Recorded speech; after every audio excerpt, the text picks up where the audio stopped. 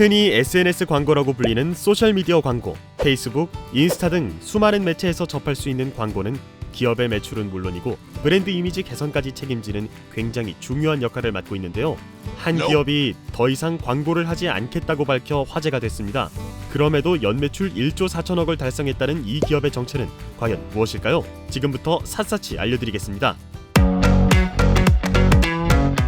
화장품에 관심 있는 사람이라면 이 브랜드를 모를 리 없을 것입니다. 더 이상 광고에 돈을 쓰지 않겠다라며 대신 동물 보호와 친환경, 인권운동 캠페인에 앞장서겠다고 밝힌 이 기업의 정체는 바로 친환경 화장품 브랜드 러쉬입니다.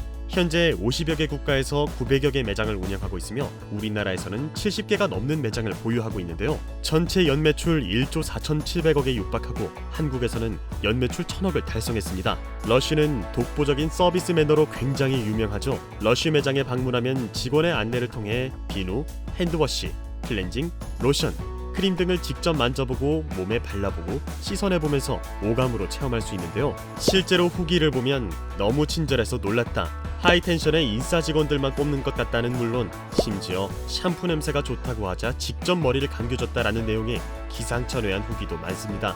러쉬는 100% 베지테리안 화장품을 만드는 기업입니다. 그중 95%가 식물성 원료로만 만든 비건 재료로 이루어져 있으며 제품의 75%에는 방부제를 사용하지 않고 사용하더라도 극소량만 사용합니다. 최근에는 에그프리를 선언하며 자사의 모든 제품을 달걀 대신 콩, 요거트, 병아리 콩으로 우린 물로 대체한다고 해요. 러쉬 매장을 이용한 사람이라면 포장이 거의 되지 않은 입욕제와 비누들이 쌓여있는 모습을 보았을 것입니다. 이는 러쉬의 벌거벗은 화장품 정책인데요. 최소한의 포장재를 사용해 불필요한 쓰레기를 줄여 환경을 보호하자는 철학이 담긴 정책입니다. 그래서 러쉬는 100% 분해되는 재생지로 만든 배송 박스를 사용합니다.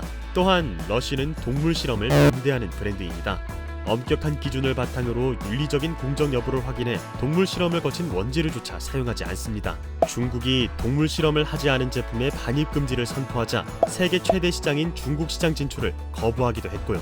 그 밖에도 자사의 제품 공병을 회수하는 블랙팟의 환생, 부가세 제외 판매 금액 전액을 기부하는 제품 체리티팟 홍보 등 다양한 환경, 동물, 인권 보호 운동과 자사 윤리 철학을 준수하는 ESG 경영을 펼치고 있습니다. 물론 러쉬도 처음부터 완전한 윤리를 초점에 둔 건 아니었습니다. 처음에 영국에서 사업을 시작할 때만 해도 천연 성분의 핸드메이드 제품 생산을 목적으로 운영했다고 합니다. 러쉬의 창업자인 마크 콘스탄틴은 바닷가에서 죽어있는 새를 보고 충격을 받아 환경오염과 동물 보호에 관심을 갖게 되었는데요. 본격적으로 환경보호에 초점을 맞추면서 40년 넘게 그 의지를 이어오고 있습니다. SNS 광고를 하지 않겠다는 과감한 결정도 마찬가지입니다. 러쉬는 지난해 11월 26일부터 48개국 러쉬의 페이스북, 인스타그램, 틱톡, 스냅챗 계정 활동을 중단했습니다.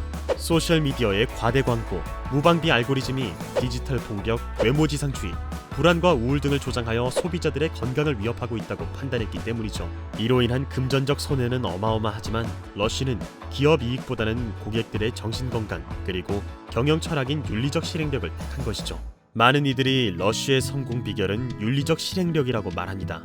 단순한 홍보 의도가 아닌 진정성을 담은 윤리적 경영 방침이 소비자들의 마음을 움직였다는 것입니다. 더불어 유해물질이 들어간 화장품과 플라스틱 용기가 환경을 위협하는 건 분명한 사실이지만 러쉬는 본인들이 할 수 있는 친환경 캠페인과 사업을 진행하며 개발과 환경의 균형을 맞춰나가고 있는 것이죠.